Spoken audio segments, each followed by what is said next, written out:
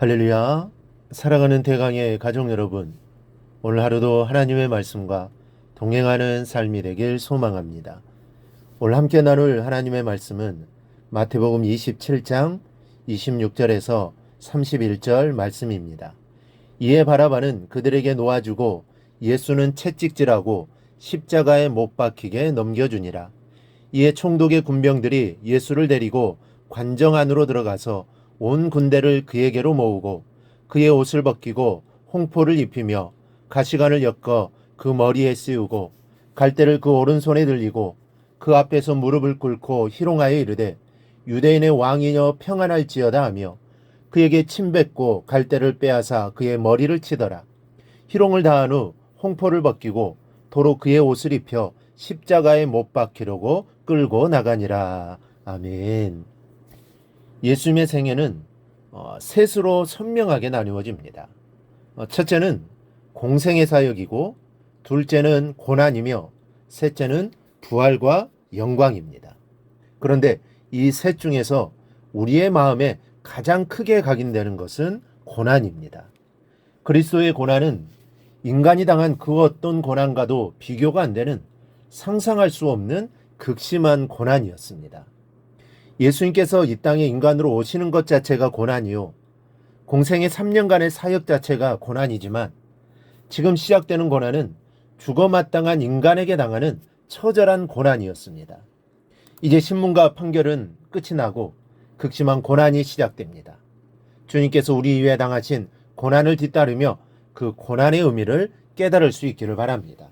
주님께서 당하신 고난은 나를 향하신 사랑의 고백이었음을 헤아려 볼 수 있기를 바랍니다. 첫째로 채찍질은 극심한 육체적 고통이었습니다. 예수님께서 당하신 채찍질은 우리의 상상을 초월하는 고통이었습니다. 우리는 그저 십자가의 고난에 초점을 맞추기 때문에 십자가 이전의 채찍질의 고통 정도는 대수롭지 않게 취급하고 넘어가 버립니다.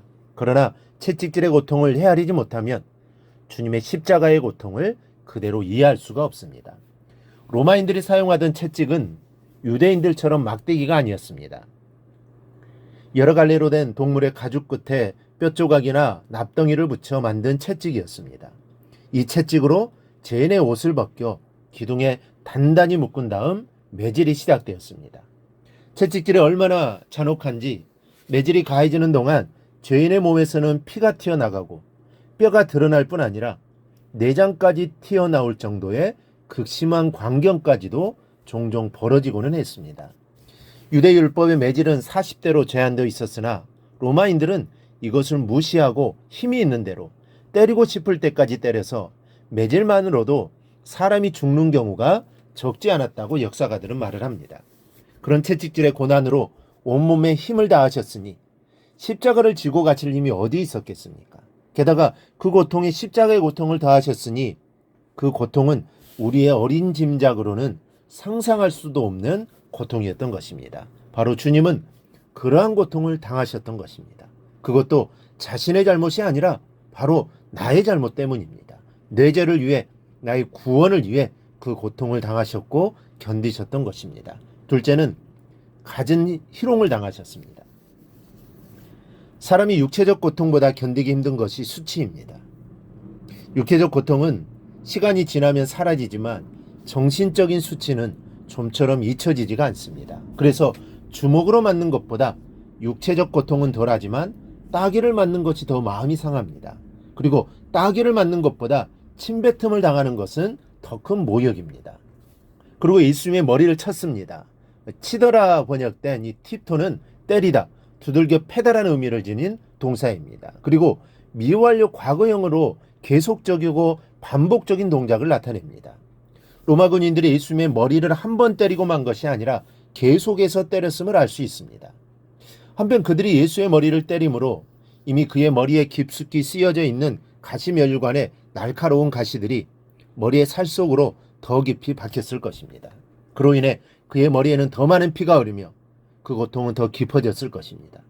예수님은 조롱받고 침뱉음을 당하는 정신적인 고통뿐만 아니라 머리가 찢기는 육체적인 고통까지 다 당하셨던 것입니다. 주님은 가진 방법으로 이런 수치를 다 겪으셨습니다. 군인들은 예수님을 조롱하기 위해 채찍질로 걸레처럼 찢겨진 어깨 위에 황제의 상징인 홍포를 걸쳤습니다. 왕관 대신 주변에서 자라나는 가시나무를 꺾어서 가시관을 엮어 예수님의 머리에 눌러 씌웠습니다.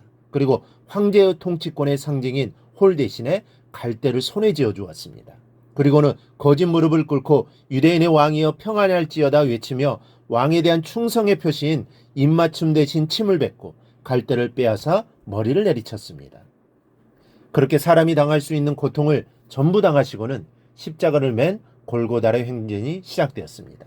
여러분, 이렇게 예수님의 고난은 총체적인 고난이요, 죄 없으신 고난이며 나를 위한 고난이었습니다. 육체와 정신 그리고 영혼까지에 있는 그런 고난이었습니다. 이런 고통을 겪으실 아무런 이유가 없는 그런 고난이었습니다. 주님의 이 같은 고난은 온전히 나를 위한 고난이었습니다. 나의 죄값을 해결하기 위한 고난이었습니다. 그러니 우리는 주님의 이 같은 고난이 나를 위한 고난이었음을 알아야 합니다. 주님의 고난이 나와 상관이 있어야 합니다. 철저하게 우리는 주님의 고난의 의미를 묵상하며 개인적으로 은혜를 받아야 합니다. 주님의 고난을 모르는 사람은 주님의 은혜를 받을 수 없습니다. 주님의 고난을 모르는 사람은 주님과 함께 할 수 없습니다. 주님의 고난을 모르는 사람은 십자가를 증거할 수 없습니다. 오늘 말씀을 묵상하며 기도하시기 바랍니다. 그럴 때 깊은 은혜가 나를 감싸주실 것입니다. 오늘 하루도 주님의 고난을 묵상하며 주님께로 더 가까이 나아가는 삶이 되길 주님의 이름으로 축원합니다. 오늘 묵상한 말씀을 굳게 잡고 삶으로 실천하며 살아내는 대강의 모든 성도들이 되기를 축복합니다.